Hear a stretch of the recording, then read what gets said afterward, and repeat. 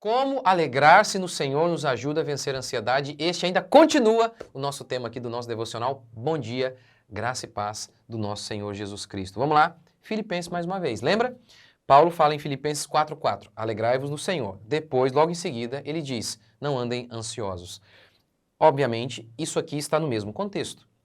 Você não vai andar ansioso se você tiver um coração alegre em Deus.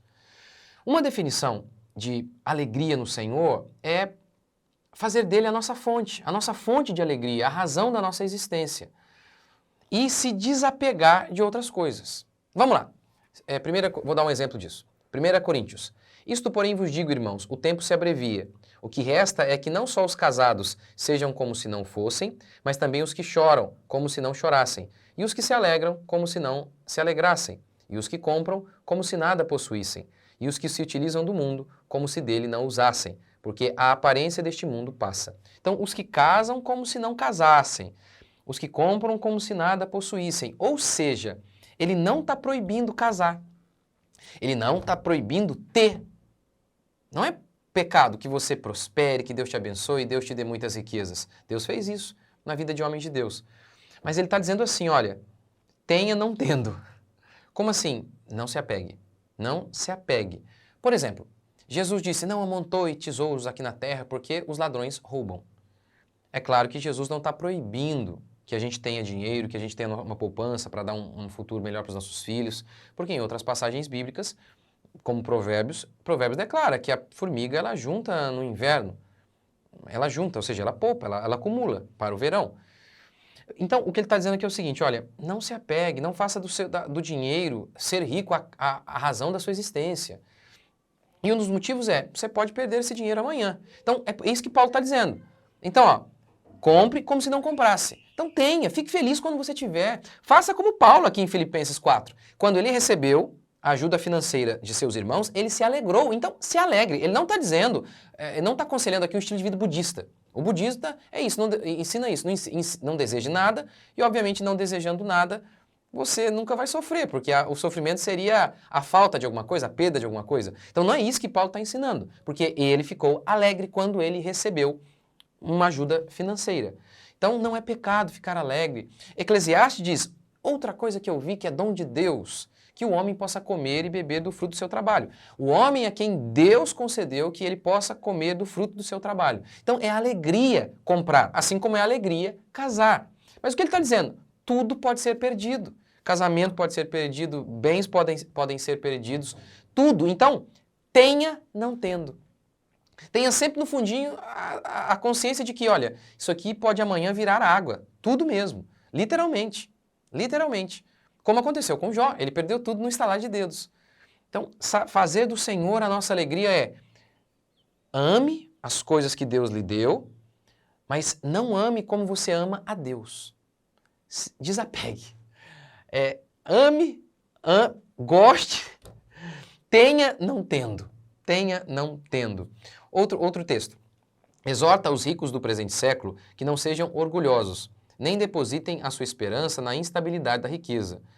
Ele não ordena que os ricos se desfaçam da riqueza como Jesus ordenou ao jovem rico.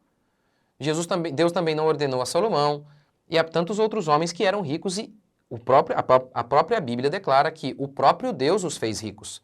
E aqui também Paulo não está dizendo, não, exorta os ricos que sejam pobres. Não, olha, que não depositem a sua esperança no dinheiro. E ele chama de instabilidade da riqueza, mas em Deus, que em tudo proporciona ricamente para o nosso aprazimento.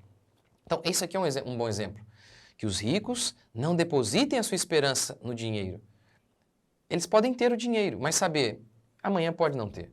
Eu estava assistindo ontem a história do Ike Batista. O cara chegou a ser um dos mais ricos do mundo e depois perdeu tudo. Foi para a cadeia, ficou endividado, enfim.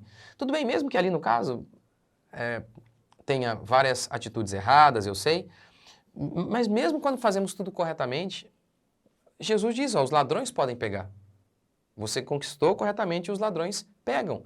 Então, por que a gente anda ansioso?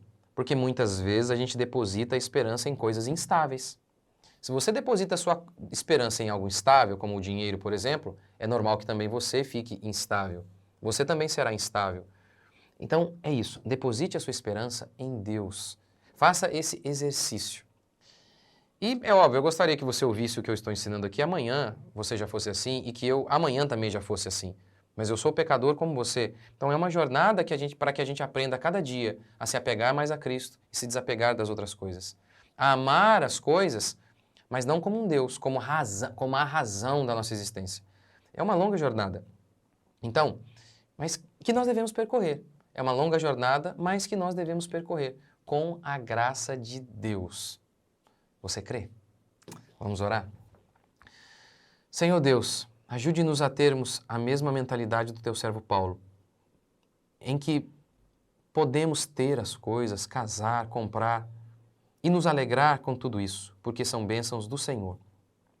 Mas sabendo que no final é somente sem o Senhor que nós não podemos viver. Ó Deus vivo e todo-poderoso, seja conosco. Que a tua graça seja conosco, que o teu Espírito Santo seja conosco, nos fortalecendo a cada manhã.